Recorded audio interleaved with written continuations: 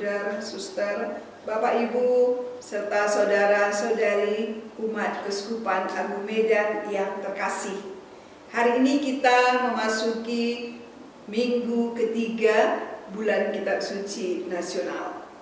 Pada minggu kedua kita telah mendengar tentang Kitab Deuterokanonika. Pada minggu ketiga ini kita akan mendengarkan katekese tentang Kitab Tobit, Kitab Yudit, dan tambahan pada Kitab Ester. Sedikit akan lebih panjang dibanding dengan katekese sebelumnya. Setelah kita mengetahui dan mendengar secara singkat tentang Kitab Deuterokanonika, sekarang kita akan melihat garis-garis besar isi dari setiap kitab-kitab Deuterokanonika. Urutan pertama dalam bagian Deuterokanonika adalah Kitab Tobit. Kitab Tobit terdiri dari 14 bab dan berisi 2 alur kisah yang berbeda yang masing-masing berjalan sendiri, tetapi kemudian pada akhirnya secara indah terjalin menjadi satu. Kitab Tobit mampu menggabungkan 2 hal, yaitu ajaran moral dan keindahan sastra. Tokoh-tokoh dalam kitab ini adalah Tobit dan Tobia, Hana istri Tobit, Sarah istri Tobia, dan malaikat Rafael.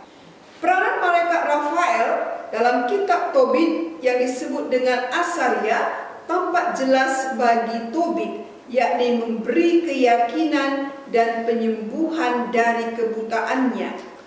Bagi Hana, memberi keyakinan sehingga Hana mampu melepas kepergian anaknya Tobia ke Rage di Media untuk mengambil uang yang dititipkan ayahnya kepada Gabael saudaranya.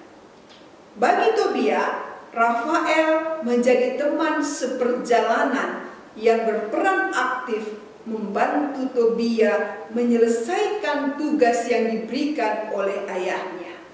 Dan bagi Sarah, malaikat Rafael berhasil menyingkirkan setan Asmodeus yang selama ini telah membunuh 7 suami Sarah.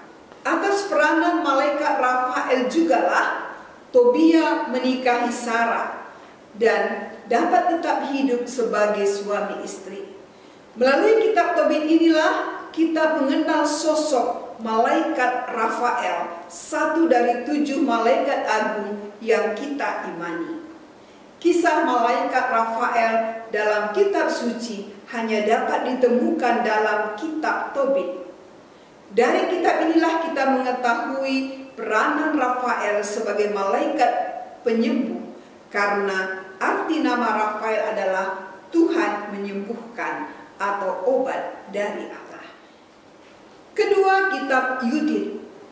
Seperti namanya, tokoh utama dari kitab ini adalah Yudit, seorang janda cantik, kaya, tidak memiliki keturunan, tetapi takut akan Allah. Kisah dalam kitab Yudit ini sebenarnya merupakan sebuah pertarungan teologis. Siapakah Tuhan sebenarnya? Allah Israel atau Nebukadnezar? Dalam kitab ini dikisahkan bangsa Israel dikepung oleh pasukan Nebukadnezar yang dipimpin oleh panglima besarnya yang bernama Holofernes. Tidak ada jalan keluar untuk selamat bagi bangsa Israel kecuali mengakui Nebukadnezar sebagai Tuhan, yang berarti pengingkaran kepada Allah Israel. Dikisahkan bahwa para penatua bangsa Israel sudah hampir menyerah kepada Holofernes, yang berarti mereka bersedia mengakui Raja Nebukadnezar sebagai Tuhan. Melihat kondisi itu, muncullah Yudit yang dengan berani pergi menuju perkemahan bala tentara Holofernes. Yudit dikisahkan sebagai tokoh yang setia dan bijaksana yang keluar menantang bahaya karena cinta akan bangsanya. Karena kecantikan dan kebijaksanaannya, Yudit mampu memperdaya Panglima Besar Holofernes sehingga Holofernes menjadi mabuk berat, dan atas bantuan Allah Yudit mampu membunuh Holofernes sehingga bangsa Israel selamat dari serbuan bala tentara Nebukadnezar. Hal utama yang perlu mendapat perhatian adalah Yudit berdoa lebih dahulu kepada Allah sebelum bertindak dan memohon agar hatinya dikuatkan Allah untuk pekerjaan yang membahayakan. Yang ketiga adalah tambahan pada kitab Ester. Sesuai dengan namanya, tentu kitab ini bukan merupakan sebuah kitab yang berdiri sendiri. Kitab ini diyakini sebagai tambahan dari kitab Ester yang ada dalam Protokanonika.